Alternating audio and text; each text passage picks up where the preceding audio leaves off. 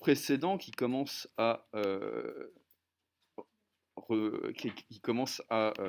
être ancien, on avait commencé à explorer la question des nouvelles menaces qui pèsent sur la liberté d'expression, sur ce principe qui est censé orienter la démocratie dès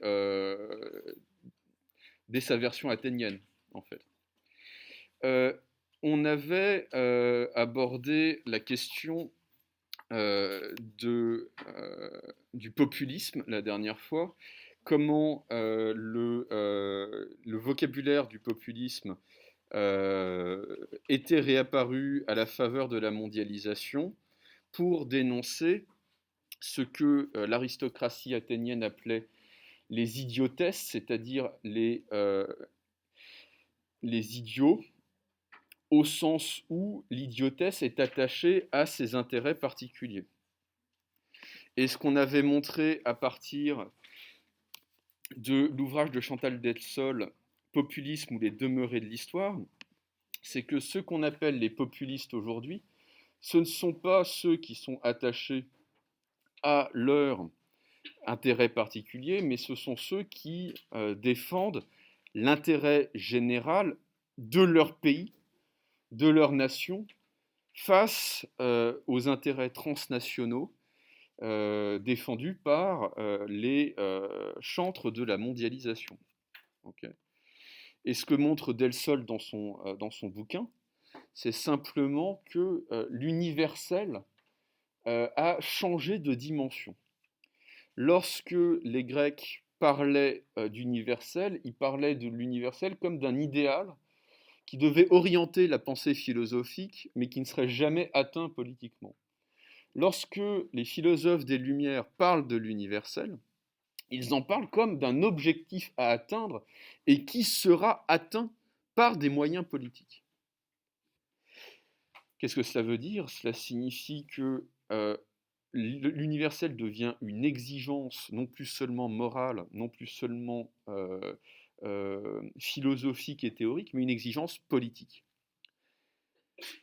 Et on va reprocher à ce que, comment s'appelle-t-il, David Goodhart, dans son ouvrage de 2017, The Road to Somewhere, la route vers quelque part, on va reprocher à ces somewhere people, ces gens de quelque part, bah, de ne pas atteindre cet universel, de ne pas devenir ce que le redoutable Bernard-Henri Lévy appelait des citoyens du monde. Généralement, quand on parle de citoyens du monde, d'ailleurs, on emploie la langue franche de la mondialisation qui est, tout le monde a Netflix, l'homme qui est connecté, enfin la personne, pardon, qui est connectée à la mondialisation, elle parle quelle langue? Oui, merci, l'anglais. Autrement dit, on ne dit pas citoyen du monde, on dit citizen of the world, avec cet accent inimitable. Okay. Donc, on va reprocher à ces gens de simplement défendre l'intérêt général de leur pays. Okay. Bon, ça c'est une parenthèse que je ferme. Ce qu'indique le vocabulaire du populisme, simplement, c'est ce que un auteur de théâtre, un dramaturge allemand qui s'appelle Bertolt Brecht, F des feux, normalement.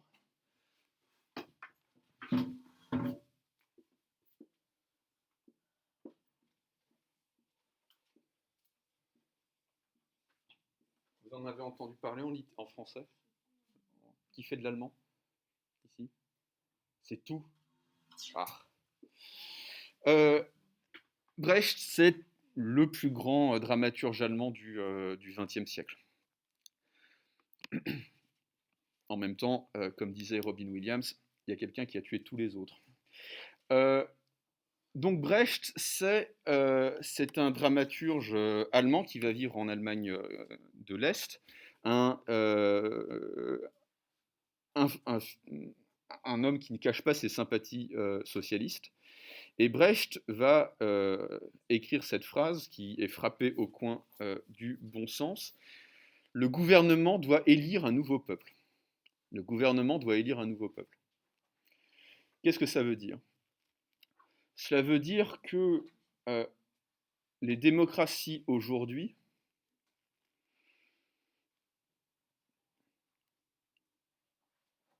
tentent de façonner un peuple conforme à certains intérêts économiques, à certains intérêts stratégiques.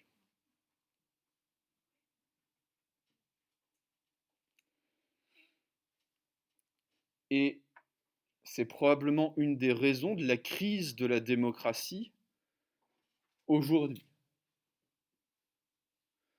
Vous savez bien que si l'abstention était un candidat, il serait systématiquement élu dès le premier tour. Plus personne ne vote. Plus personne ne veut, enfin plus personne. Il y a une minorité de plus en plus agissante, ou de moins en moins agissante du point de vue du vote, qui refuse de participer au jeu démocratique. Jeu étant peut-être pas le bon terme. Euh, Pourquoi cette désaffection pour la démocratie?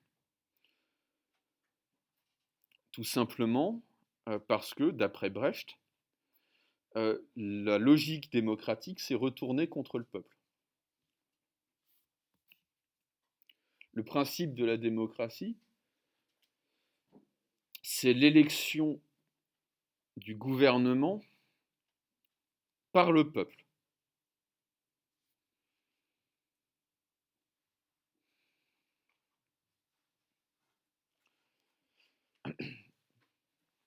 Or, ce que dit Brecht, c'est que la démocratie, c'est bien plutôt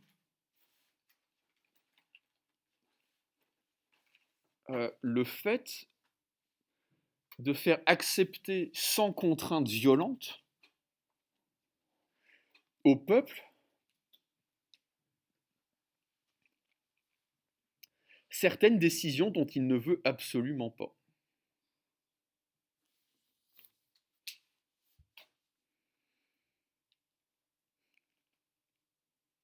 Autrement dit, c'est effectivement élire un nouveau peuple.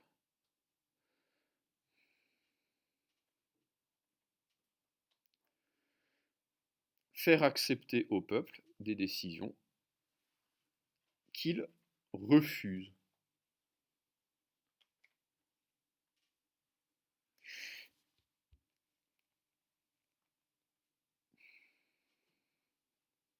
Comment on fait ça?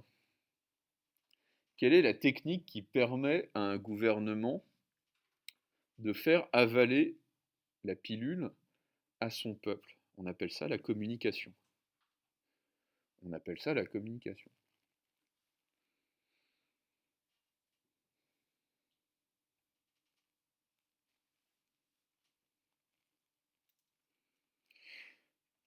Ce que les, les anciens appelaient la propagande politique. Et encore, jusqu'au XVIIIe siècle, on appelle ça de la propagande, c'est-à-dire la diffusion de programmes politiques. Ce qu'on appelle donc la propagande politique, aujourd'hui, c'est simplement la communication, la com. Et cette communication va s'inspirer de manière très étroite, très précise, des apports de la publicité, des techniques publicitaires au début du XXe siècle.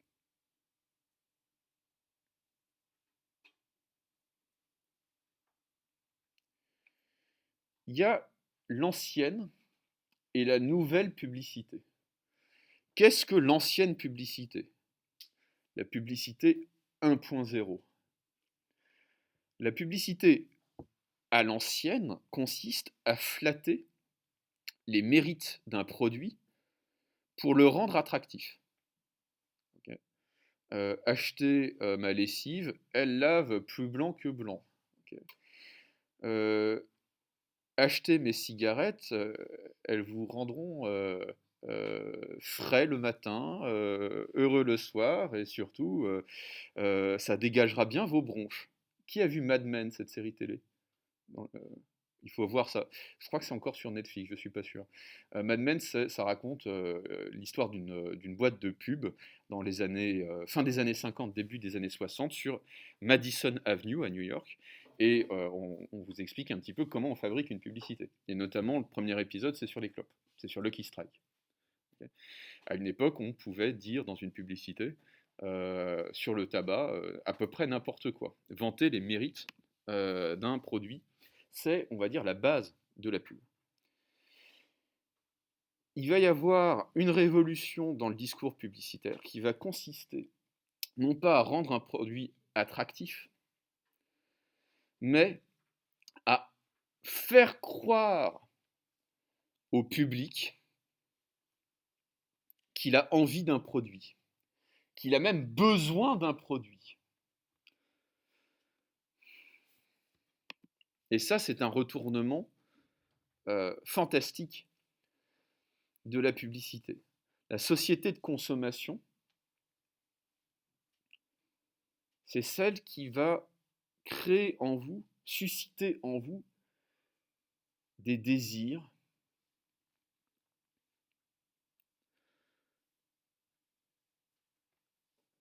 le soir dont vous n'avez pas idée le matin. Comment puis-je me passer de ça?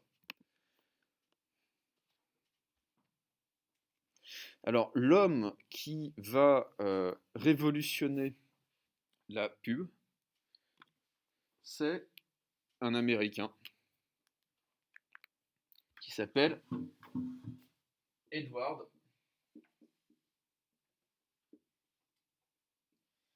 Bernays. Edward Bernays.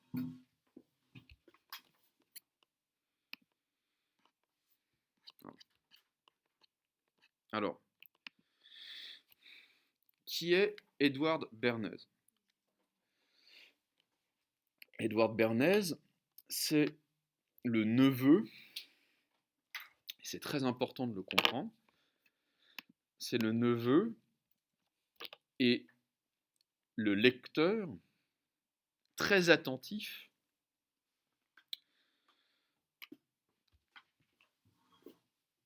de Sigmund Freud.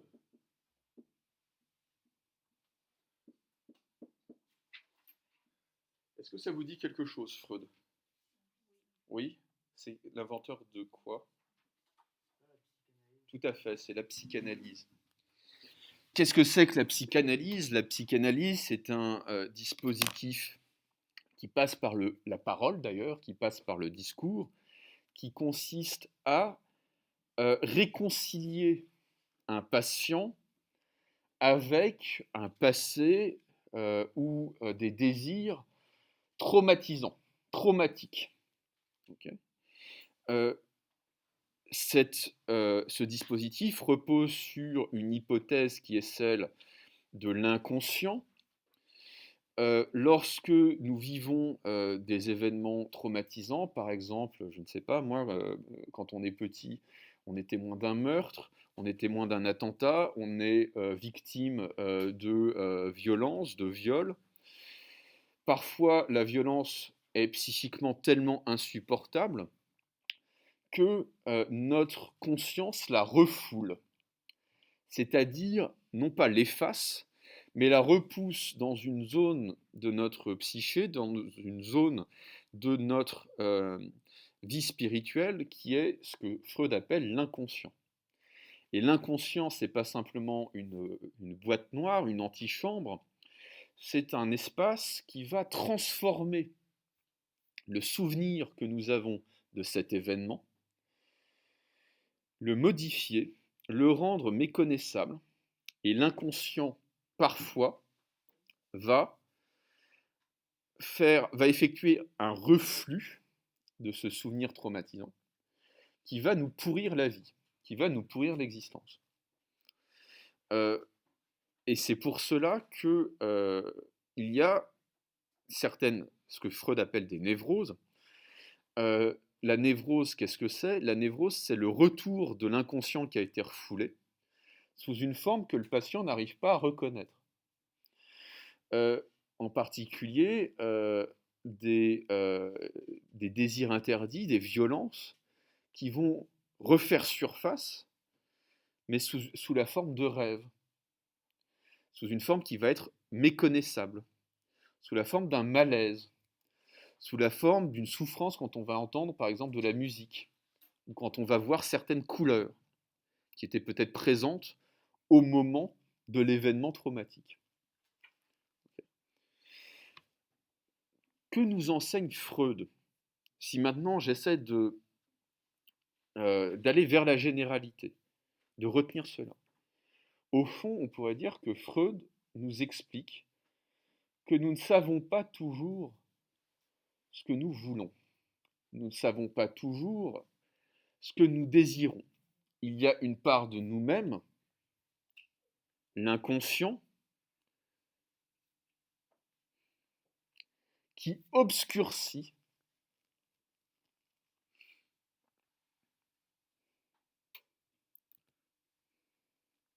le rapport que nous avons à nous-mêmes.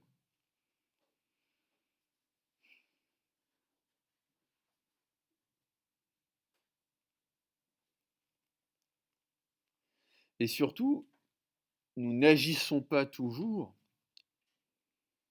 selon nos désirs.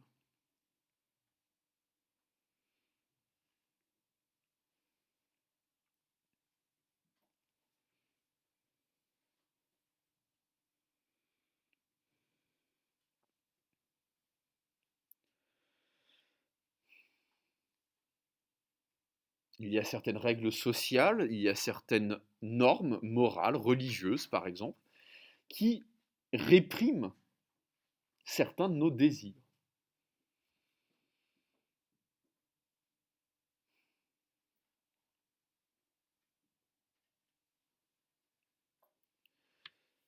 Au fond, jusqu'au XIXe siècle, toutes les sociétés sont fondées sur la répression. C'est pas compliqué. Et en particulier la répression des désirs. Il s'agit de contenir ces désirs, de corseter ces désirs. Ça vaut pour le sexe, ça vaut pour l'accumulation des richesses, ça vaut pour tout en fait. La morale consiste à se retenir, à se réprimer, à se contrôler. C'est l'idéal de la sagesse. C'est l'idéal de l'honnêteté, de l'épargne, etc., etc. À partir du moment où apparaît la société de consommation, le principe sur lequel va être fondée la société, c'est l'émancipation, la libération, l'absence de limites face aux désirs et face à nos pulsions.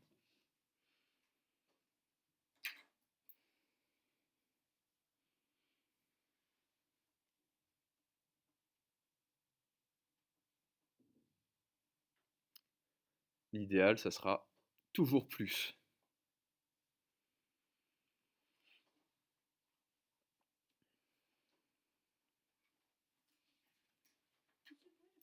Oui, bah, avant le 19e siècle, toute société est fondée sur le principe de la répression et de la limitation des désirs et des pulsions.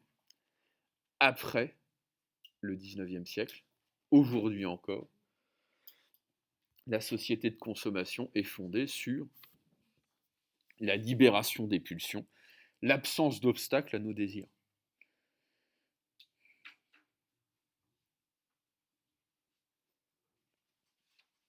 Autrement dit, pour un freudien, et en particulier pour un publicitaire qui est le neveu de Freud, et qui est un de ses disciples les plus attentifs, c'est le moment d'utiliser la psychanalyse pour vendre des trucs. Pour vendre quoi exactement? Pour vendre n'importe quoi. Peu importe ce que l'on vend, si on est un habile psychologue, si on est un habile psychanalyste, on peut faire croire à n'importe qui qu'il a besoin de n'importe quoi. Il suffit de rendre le produit indispensable.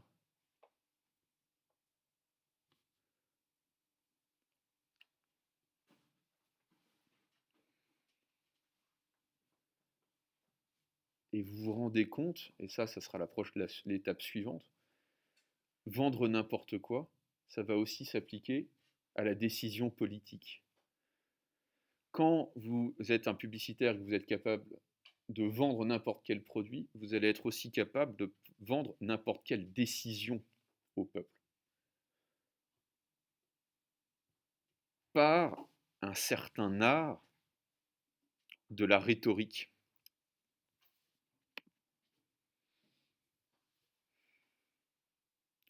C'est comme ça que Bernays va commencer sa carrière.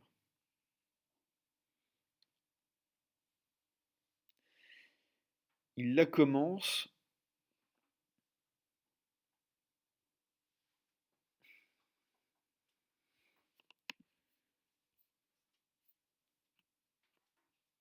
dans ce qu'on a appelé la commission Krill.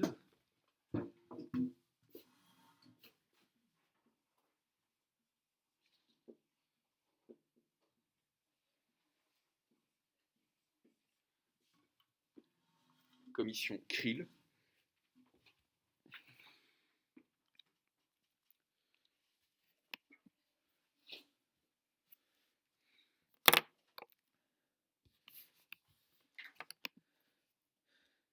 Qui est chargé dans les années 1915-1916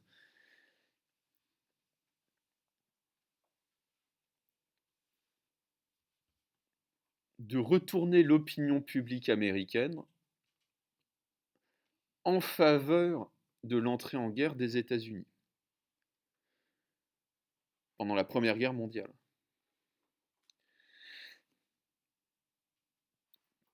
Le peuple américain n'est pas très favorable, on le comprend, on comprend pourquoi n'est pas très favorable à l'entrée en guerre des Américains, enfin des États-Unis contre l'Allemagne, pour plusieurs raisons. Premièrement, parce que la communauté allemande est très importante aux États-Unis.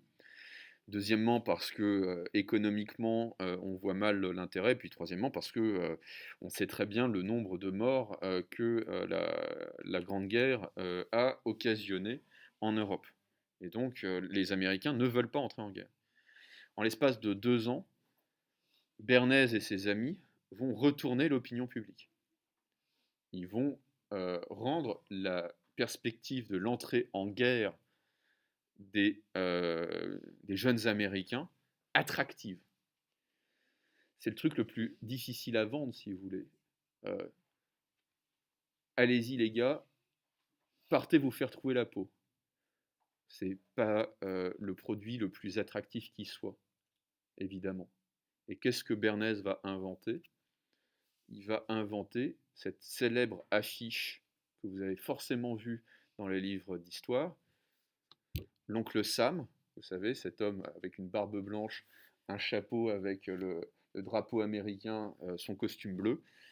We want you. We want you. Okay. C'est-à-dire l'adresse directe au peuple américain, le recours à la figure de l'oncle Sam, okay. Et il va faire un travail énorme de propagande en faveur de l'entrée en guerre. Son chef-d'œuvre, arrive ensuite, en 1920, c'est la campagne de publicité pour Lucky Strike. Que va faire Bernays?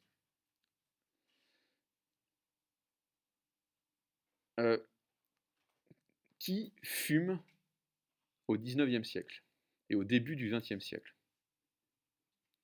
Qui fume? Quels sont les clients? Quel est le client type de l'industrie du tabac? Ouais. Alors non, non, non. Pour le coup, c'est pas une question de classe sociale. Et je vais même vous dire, la cigarette, la cigarette industrielle, c'est plutôt un marqueur ouvrier qu'un marqueur bourgeois. L'ouvrier fume des Lucky Strike, le bourgeois se fait faire ses cigarettes euh, chez, chez des spécialistes en fait. Et il fume le cigare, le symbole de la bourgeoisie d'affaires en particulier, c'est le cigare, c'est le Havane. Non, qui fume surtout? Vous avez tous vu des westerns. Vous avez déjà vu une femme cloper? Ceux qui fument, c'est précisément ceux qui fument, à savoir des hommes. Ok. Et Lucky Strike va voir Bernays et va leur dire, bon, euh, on a une clientèle qui est assez fidèle, hein, même s'il nous quitte parfois prématurément. On sait déjà que le tabac cause un certain nombre de maladies cardiaques et le cancer, évidemment. Euh, on voudrait récupérer l'autre moitié du marché, à savoir les femmes. Ah bah oui, vous doublez votre clientèle. Et Bernays va dire, ok, je vais faire fumer les femmes. Alors, c'est pas un jugement de valeur, mais qui fume justement? Et pourquoi c'est compliqué de faire fumer les femmes? Parce qu'il y a deux catégories de femmes qui fument en public, qui osent fumer en public à l'époque. C'est les ouvrières et les prostituées. Donc, aller faire fumer des bourgeoises, ça va pas être simple. Ça ne va pas être simple. Et que va faire Bernays? Bernays va approcher des suffragettes, des féministes, des femmes écrivains, des actrices à Hollywood, et il va les convaincre, moyennant rétribution, évidemment, de fumer. Il va organiser une campagne de publicité où la cigarette devient le flambeau de la statue de la liberté.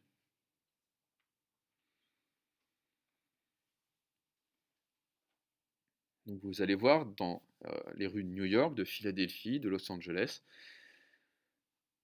la torche de la statue de la liberté remplacée par un mégot de cigarette. Et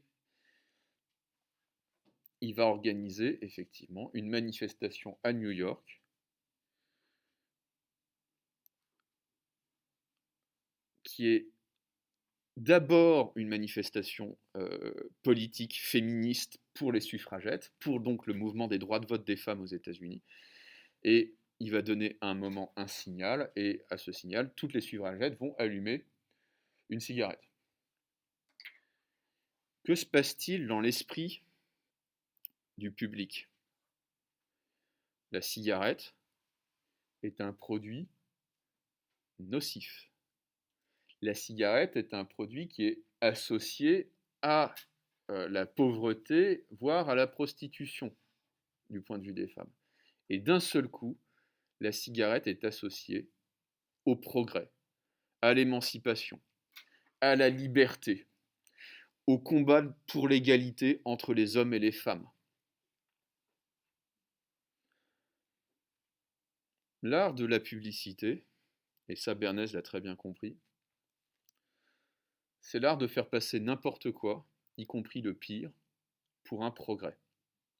Et pour cela, il suffit de l'associer à l'idée de progrès, à, à ce moment-là, dans notre inconscient, on voit quelque chose et on lui associe immédiatement l'idée d'égalité, de progrès, de justice, etc., etc.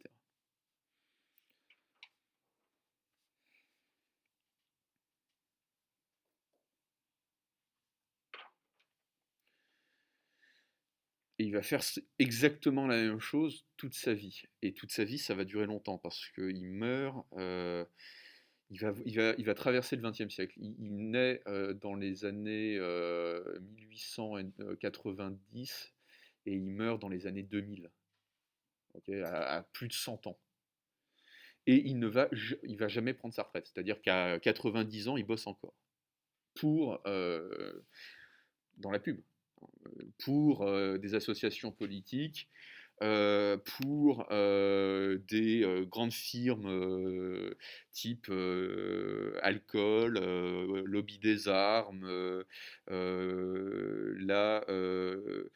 lobby de la banane, le United Fruit Company dans les années 50, etc., etc. Euh, le, son, euh, L'autre produit pour lequel il est très célèbre, c'est le petit déjeuner continental, à savoir les œufs au bacon et les beans, euh, les, euh, les haricots à la tomate. Il faut quand même pouvoir se les avaler, hein, le matin. Il va inventer ça, c'est-à-dire qu'il va y avoir un lobby d'agriculteurs qui viennent le voir, qui leur dire bon, on n'arrive plus à vendre nos haricots à la tomate, comment vous vous y prendrez? Il va faire strictement pareil. Il va convaincre des réalisateurs de films, des metteurs en scène, de mettre en scène justement des scènes de petit déjeuner où le cow-boy mange des œufs au plat avec du bacon. Okay. Ça va être systématiquement la même chose. Euh, sur Instagram, vous avez ce qu'on appelle des influenceuses. Bah ouais, merci, hein, c'est tonton Bernays qui a inventé ça il y a plus d'un siècle maintenant. Okay. Ça n'a strictement rien de nouveau. Ça n'a rien de nouveau. Le principe de la publicité, c'est de payer Marion Cotillard pour vous vendre un parfum, pas Madame Tartampion. Okay. C'est simple comme bonjour. Quand vous êtes une femme, vous voulez ressembler à Marion Cotillard, normalement, hein, si tout se passe bien. Quand vous êtes un homme, vous voulez ressembler à Steve McQueen, bah vous mettez Steve McQueen à côté d'une montre de Grand Prix, vous mettez Marion Cotillard à côté d'une bouteille de parfum, vous allez vouloir la bouteille de parfum si vous êtes une femme, vous allez vouloir la montre si vous êtes un homme. C'est ce que René Girard appelle le désir mimétique. Le désir mimétique, ça consiste à imiter le désir de quelqu'un qu'on considère comme un modèle. L'influenceuse sur Instagram, c'est strictement ça. Alors, là où c'est moins drôle, c'est que les travaux de Bernays, et en particulier un bouquin qui s'appelle Propaganda, que vous pouvez trouver facilement.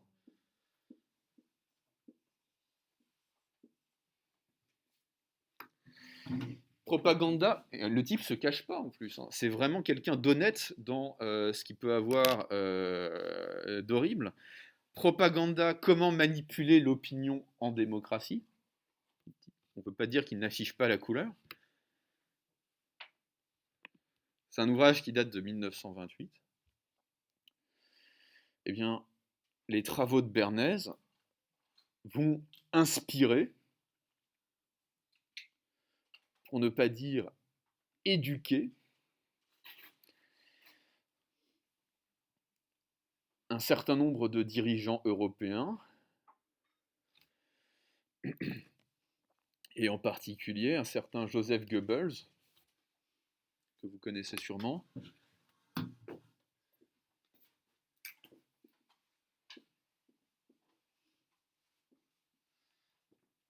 qui est le ministre de la propagande et de l'éducation du peuple du Troisième Reich.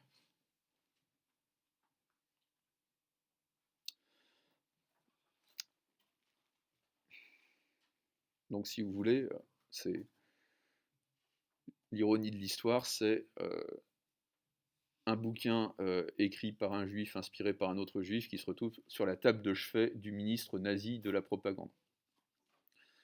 Ce sont des choses qui arrivent. Et les nazis vont réfléchir de manière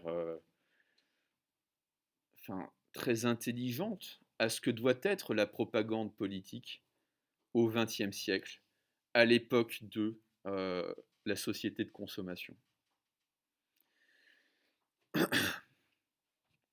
Et en particulier, que va faire Goebbels? Goebbels va convaincre Hitler de limiter drastiquement le nombre de ses allocutions publiques. Hitler aime bien parler, il aime bien faire des discours. C'est, sans aucun jugement de valeur, un orateur extraordinairement puissant. Il sait magnétiser les foules. Et Goebbels va lui dire « less is more ». Fais-en le moins possible. Pourquoi? Parce qu'il est beaucoup plus efficace de faire passer nos idées dans des publicités pour Volkswagen, dans des publicités pour Porsche, dans des séries télé. Goebbels crée les premiers studios pour la télévision et pour les séries télé en particulier, dans les séries télé policières. On va faire en sorte que le gangster, ça soit un juif. On va faire en sorte que l'inspecteur de police, ça soit un arien, etc., etc. Et donc, ce que Goebbels comprend très bien à partir des travaux de Bernays, c'est que la manipulation des masses en politique passe beaucoup plus par des moyens détournés de la publicité, en fait, que par le discours direct au peuple.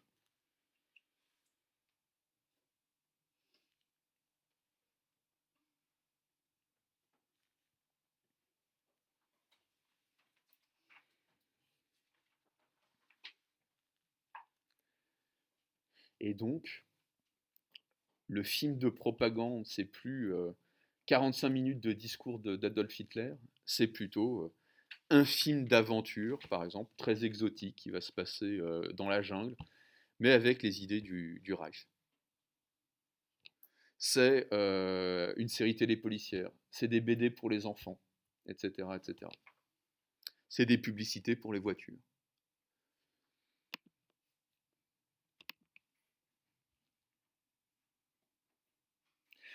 Au passage, les Américains comprennent tellement bien cela que Coca-Cola va créer Fanta pour les Allemands.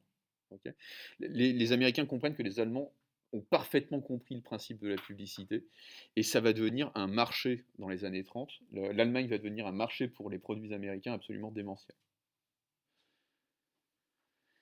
Alors, on voit l'application, et je termine là-dessus, on voit très bien l'application politique que la publicité va avoir.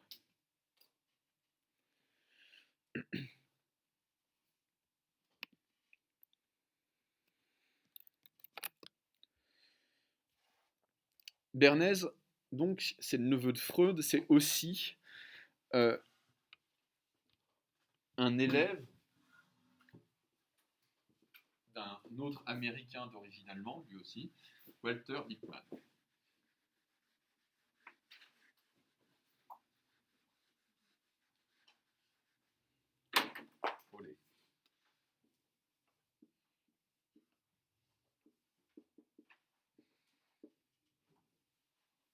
S'il y a un bouquin que vous devez lire pour comprendre la politique aujourd'hui, c'est celui de Walter Lippmann qui s'appelle Le public fantôme.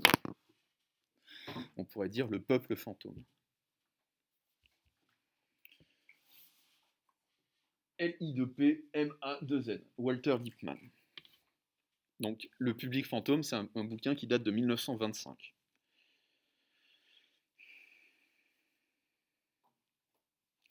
Que dit Lippmann dans ce texte? Tout simplement, et en cela on peut être d'accord, que le peuple n'existe pas. Le peuple n'existe pas, c'est une fiction.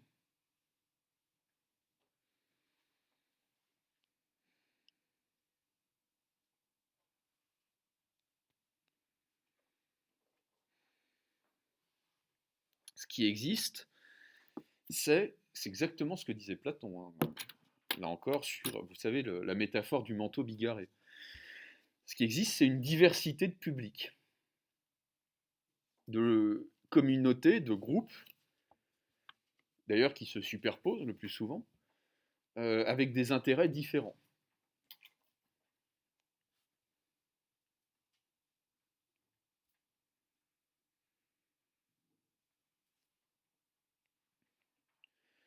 Dans l'ensemble, ces individus sont totalement incompétents pour prendre des décisions politiques.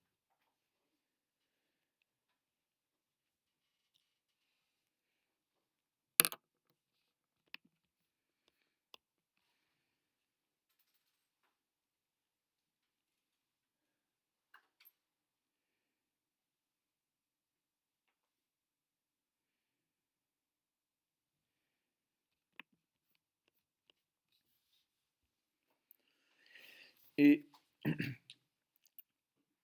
on va leur demander de choisir quel parti sera aux affaires après des élections. Quel parti doit rester au pouvoir au terme d'élections.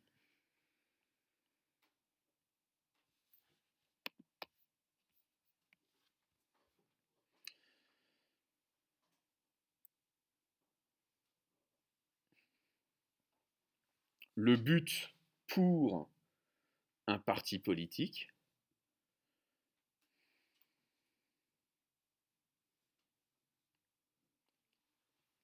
ce n'est pas de convaincre le peuple, c'est de convaincre la majorité.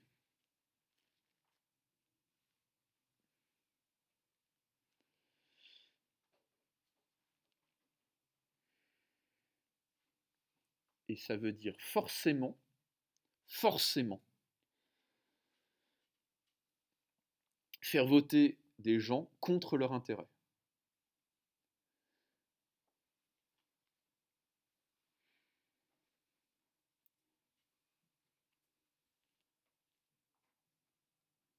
Et ça vaut pour la droite comme pour la gauche.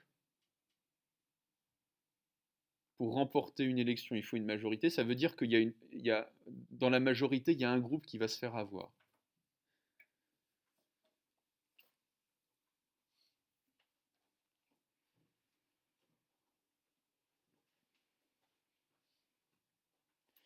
Et cela veut dire aussi que le parti va devoir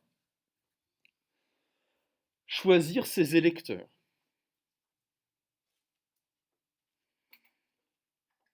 Et non pas l'inverse. Ce ne sont pas les électeurs qui choisissent un parti, ce sont les partis qui choisissent leurs électeurs.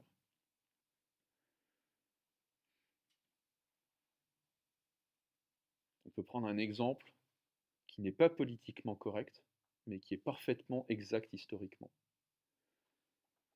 Abraham Lincoln, il est démocrate ou républicain?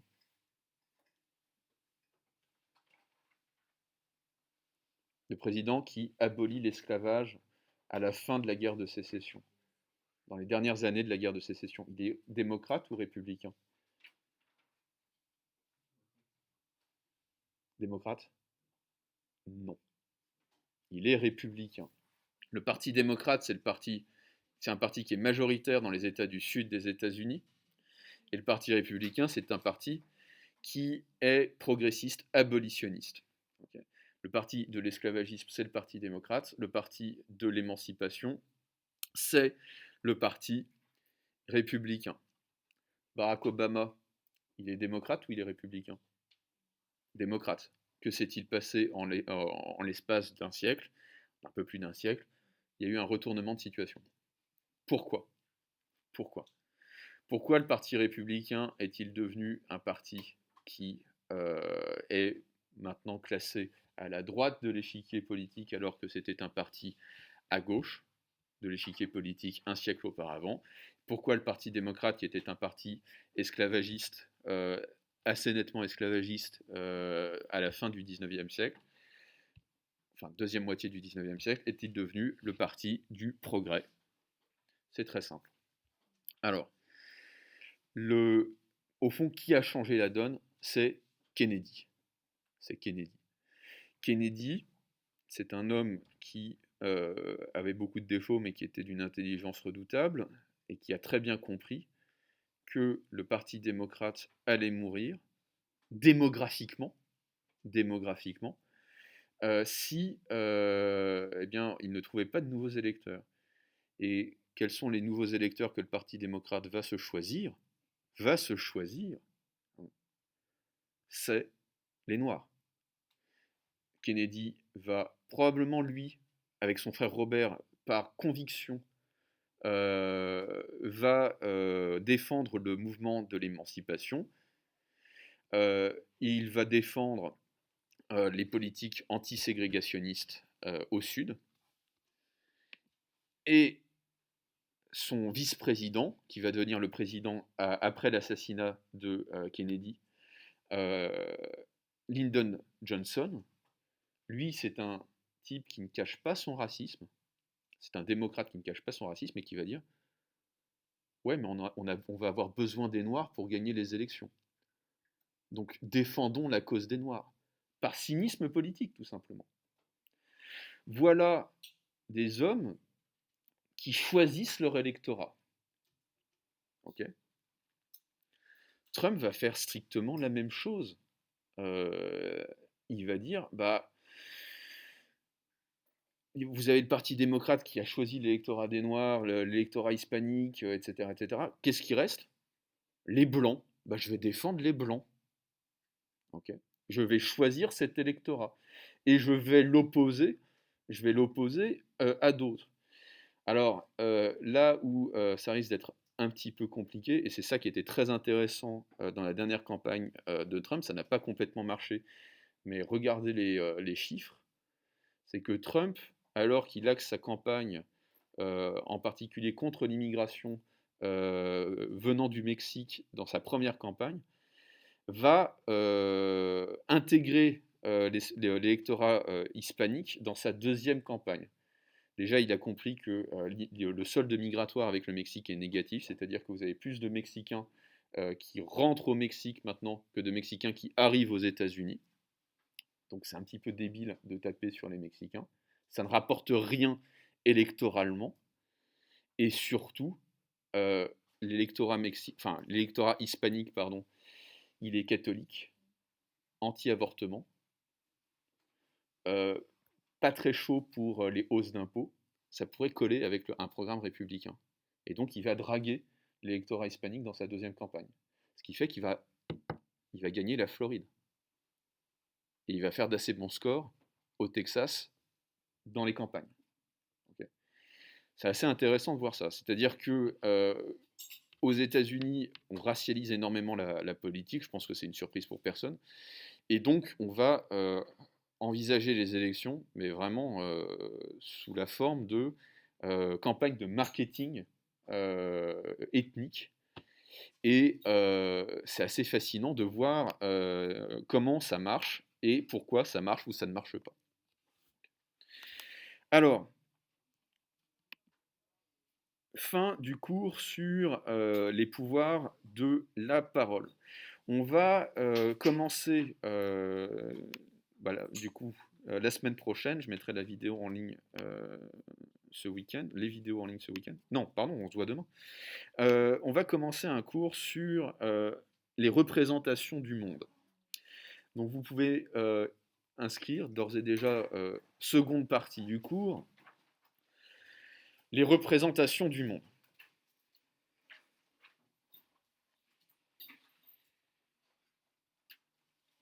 Est-ce que vous en êtes à peu près là avec ma collègue de français? Ou pas du tout? Normalement, c'est ça le programme. Alors, oui, c'était la fin du chapitre 5. Oui, tout à fait. Donc, seconde partie, les représentations du monde. Et ce que je voudrais faire, c'est faire un chapitre de transition entre la parole et le monde.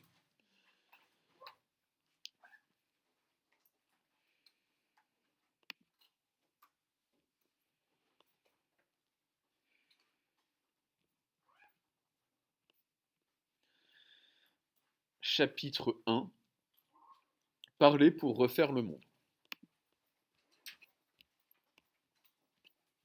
On a déjà vu un certain nombre d'aspects de cette question dans le cours, par exemple, sur la publicité que je viens de faire.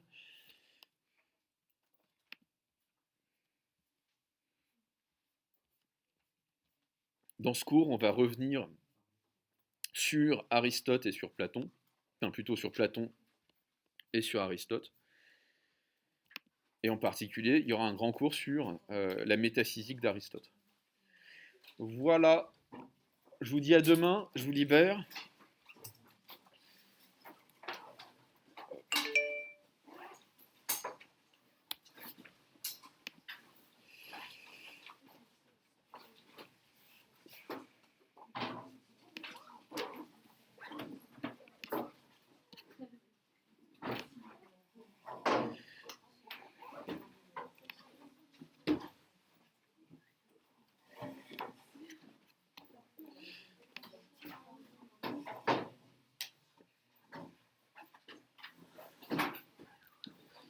Au revoir. Au revoir. Au revoir.